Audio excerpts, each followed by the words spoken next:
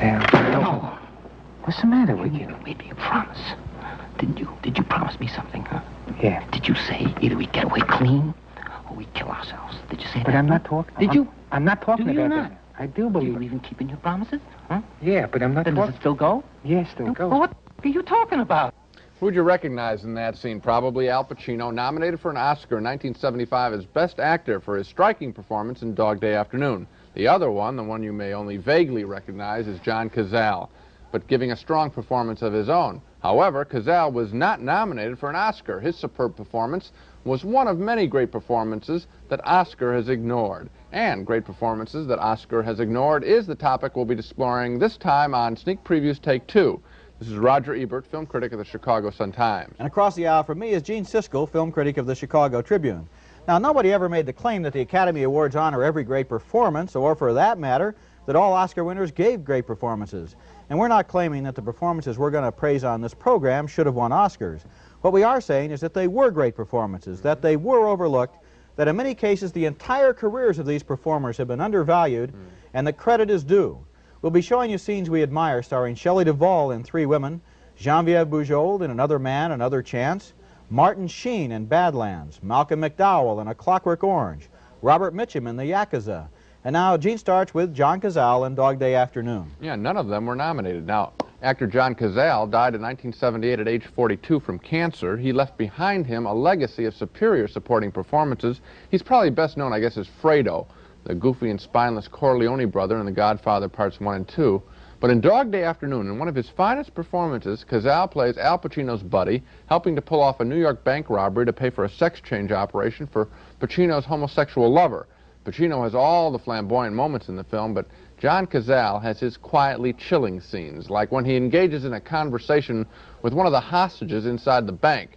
Here we see the Cazale trademark, a nervous, slightly demented, but somehow innocent character who's fixated on petty details as a strategy for coping with the world. You don't smoke? No,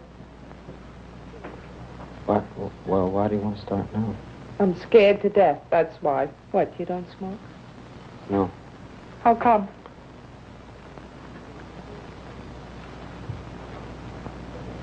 I don't want the cancer. Oh, my God. Give me the cigarette. Go ahead, do what you want. I just think you ought to take care of your body, that's all. My body? What for? The body is the temple of the Lord. You're serious. So you rob a bank, but you keep your body pure. Is that it?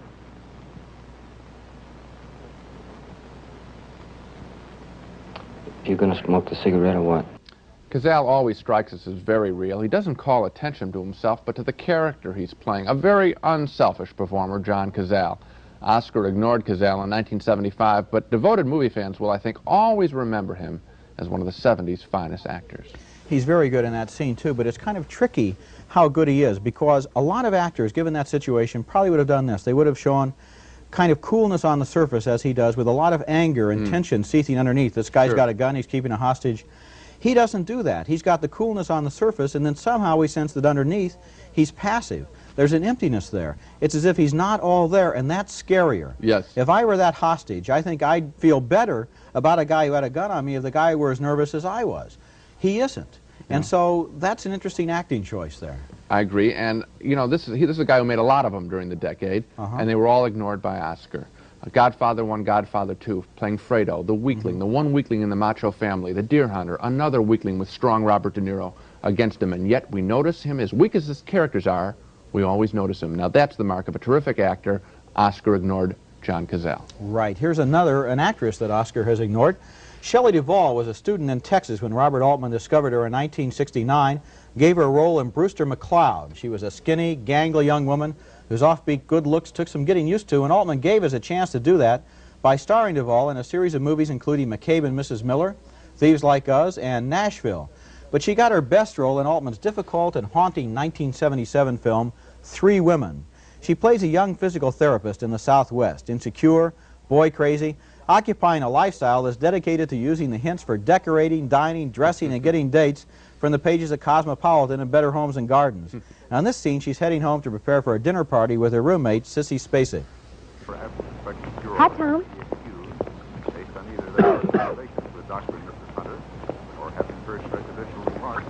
Hi, Edgar. Hi.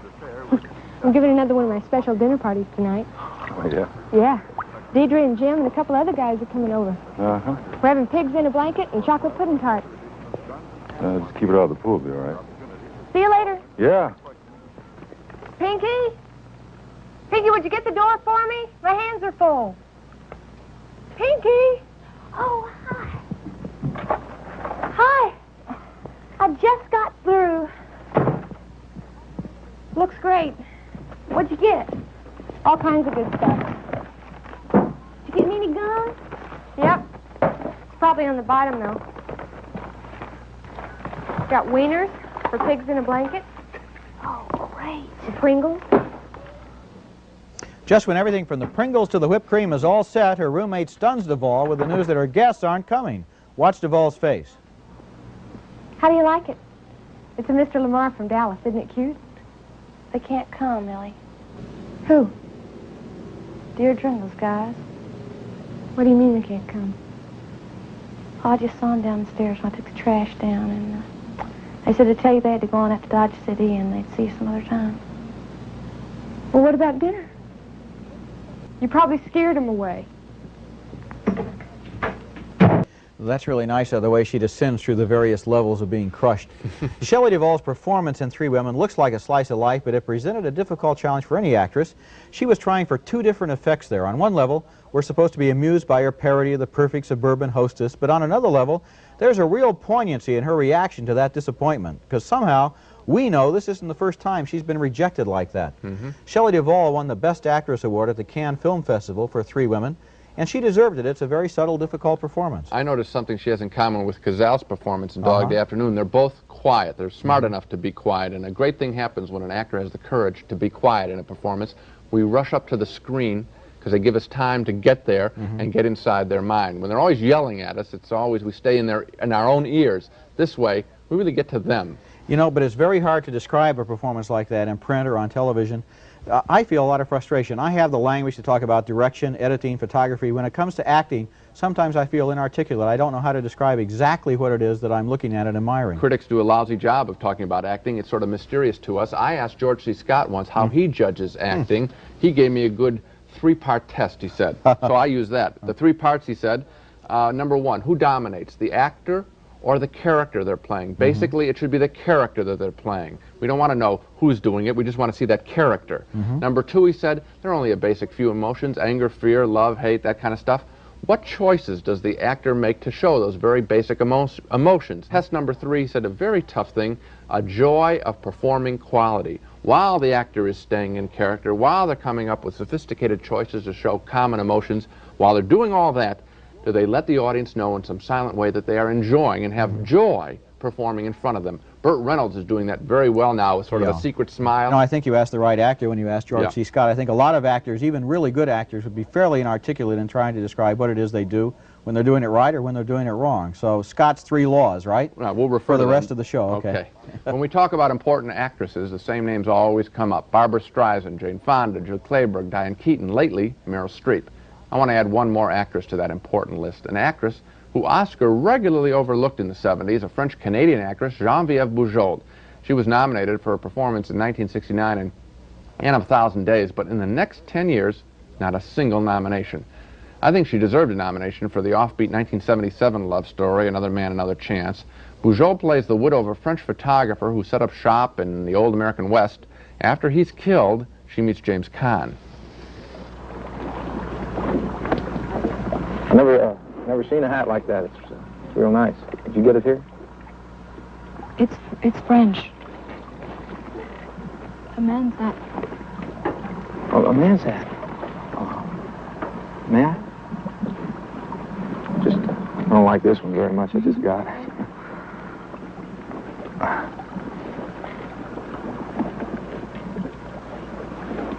Paris, France. France. It's called a casquette.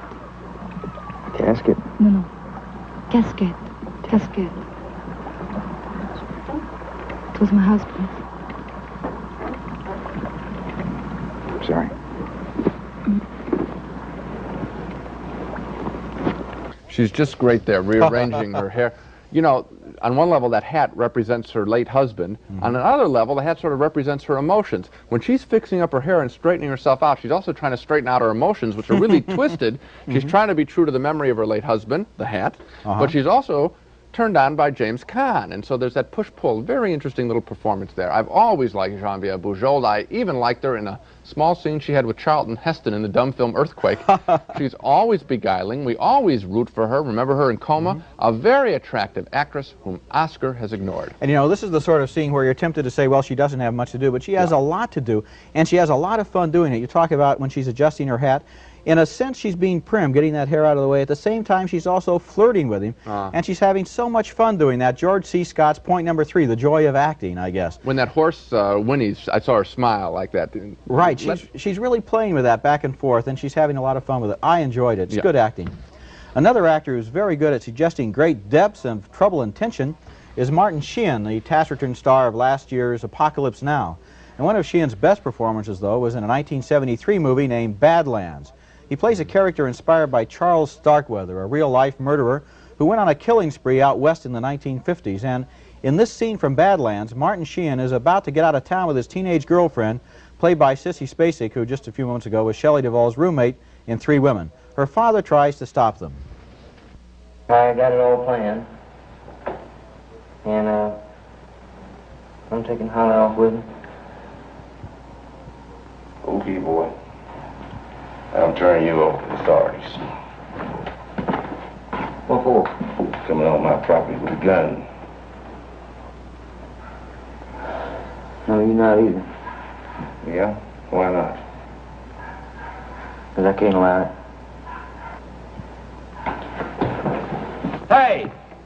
Hey, wait a minute! Suppose I shot you. How'd that be? Huh? You want to hear what it sounds like?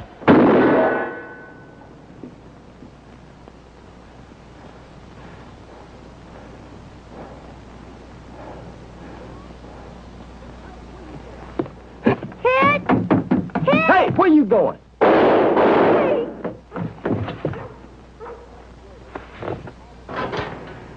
A few minutes later, Sheen calmly makes a recording of his confession. My girl Holly and I decided to kill ourselves. Same way I did her dad. Big decision, huh?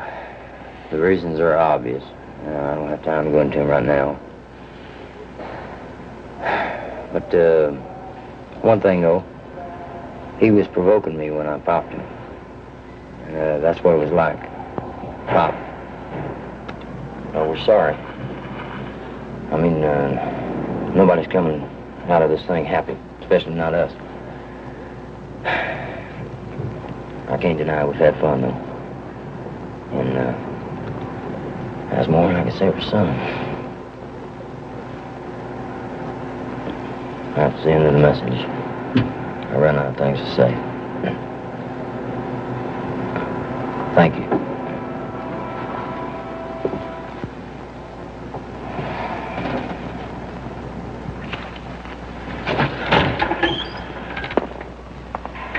It's frightening to think that the character is acting like that just a few moments after committing murder. That kind of cool and almost rigid self-control is scarier than if Sheen had played a mad dog killer type. He suggests great depths to the character, great angers boiling beneath that just a regular guy kind of surface. Sheen was very good playing that same kind of character in Apocalypse Now, but I think he's never given a better performance than he did in Badlands. He's a fine actor, and you know, you talk about George C. Scott's first point, which dominates the character of the actor. Sheen, in that role, in all of his roles, it's always the character we notice. I don't have a clue as to who this guy really is, the guy named Martin Sheen. I just know his characters. Really, he's terrific. You know, that's also the case in Apocalypse Now. He's the guy that goes upriver in the boat. All these amazing things happen to him, and he keeps that unruffled surface that's very necessary for that character. And it's a funny thing, having seen him in Apocalypse Now, Badlands, The Subject Was Roses, if I were to go interview Martin Sheen, I wouldn't know who to expect. I wouldn't know what kind of a guy to think that he really was. Okay. The next performance that Oscar overlooked really astounds me. It's one of the finest performances of the 70s, Malcolm McDowell in Stanley Kubrick's film A Clockwork Orange. It's about a society of the future trying to control violence. McDowell plays a futuristic street punk who enjoys kicking the stuffing out of old men and roughing up women. Now, what's remarkable about McDowell in A Clockwork Orange is his range of emotion, from a domineering gang leader to a whimpering, brainwashed victim of mind control. First, we see him as the gang leader, beating his buddies into submission.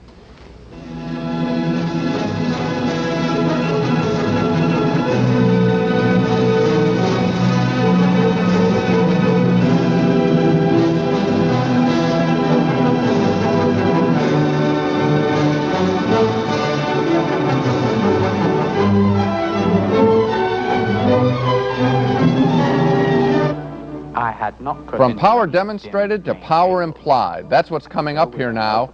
After slashing his buddies, gang leader McDowell now takes quiet control of his henchmen. Watch McDowell's face here. It almost becomes a menacing death mask.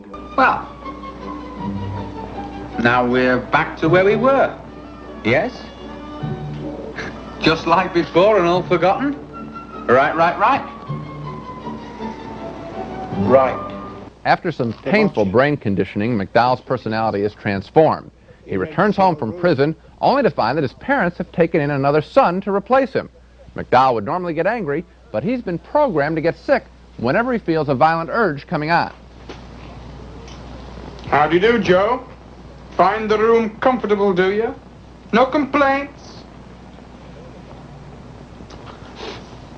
I've heard about you. I know what you've done.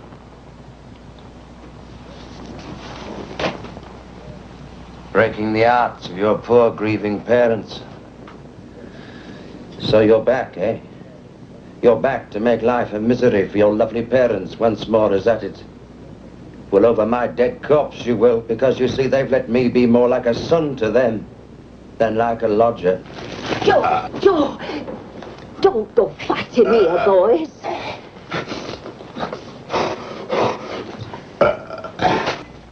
A terrific performance, but I think I know why this performance was ignored by Oscar. In any film by Stanley Kubrick, pictures like 2001: A Space Odyssey, Barry Lyndon, it's the film and Kubrick's direction of it, not the actor, that is the star. McDowell was overshadowed by Kubrick, the director, and Oscar, in the process, ended up ignoring an impressive piece of acting. You know, you're absolutely right, and it's true of critics, too, with a director like Kubrick who controls every aspect of his film totally from beginning to end. We say, Stanley Kubrick's 2001. Think quick, who starred in it? A little hard to remember, isn't it? Gary Lockwood? And Keir Dullea, right, but we were just thinking of it. You think of it as a Kubrick film. The only other director like that I can think of is Alfred Hitchcock, who was so much in control of the whole production that even though he uses some of Hollywood's top stars, they don't necessarily win their Oscar nominations for a Hitchcock film. People think of, oh, that was Hitchcock's film, that wasn't Cary Grant, or that wasn't Ingrid Bergman. You're right. One of the things that McDowell does in the film is so well is simply survive it. He's got a lot to do in the picture. He stomps on people. He gets stomped on himself. He almost is drowned in one sequence. It's a remarkable physical piece of acting. He's in virtually every scene. A superior performance. Here's another good one. One of the most consistently underrated actors of the last 30 years, period, is Hollywood veteran Robert Mitchum. Now, he gets credit here and there. People say, oh, yeah, Mitchum's a good actor, and yet he's never won an Oscar, and I believe he's never had the recognition that he deserves. Now, look at Mitchum, for example, in this scene from The Yakuza, a 1975 film in which he plays an American who goes back to Japan and visits the woman he fell in love with 20 years ago. Notice how much quiet authority Robert Mitchum brings to the role. Why do I always have the feeling that you're hiding something from me? Oh, you've always felt that way. Yes, and I always think you have.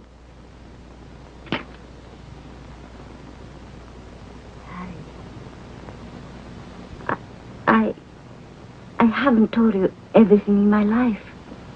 But I haven't made a secret of that, have I? No.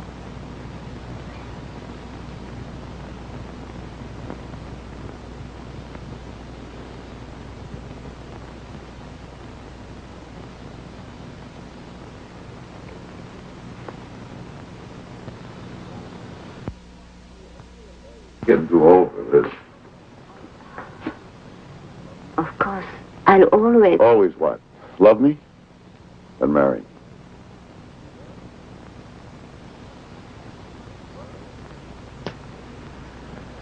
Well, now that we've got that over with for the next 20 years. Harry, will you? Just a couple of days. I'll see you before I leave. Very pleasing to see you again.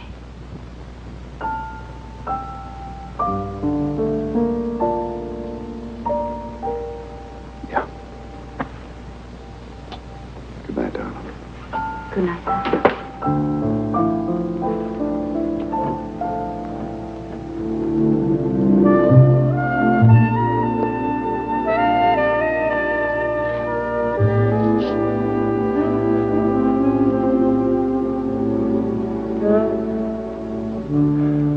To me, that's the quintessential Robert Mitchum moment. Alone on the street, lit from above, a lonely horn on the soundtrack. The movie is about how he goes back to Japan and takes on the Japanese mafia and tries to get his old love back again. And I've noticed something about Mitchum in a lot of his movies that's true only of the greatest movie stars. No matter who else is in a scene, no matter what's happening, if Mitchum is on the screen, we just can't help but watch him. He holds the screen as very few actors ever have. I agree, and I think I know why he holds the screen. I think he holds it with his chest and with his face. That chest is like an ice box. Same kind of chest John Wayne had. Inspires confidence. We're drawn to that very attractive figure.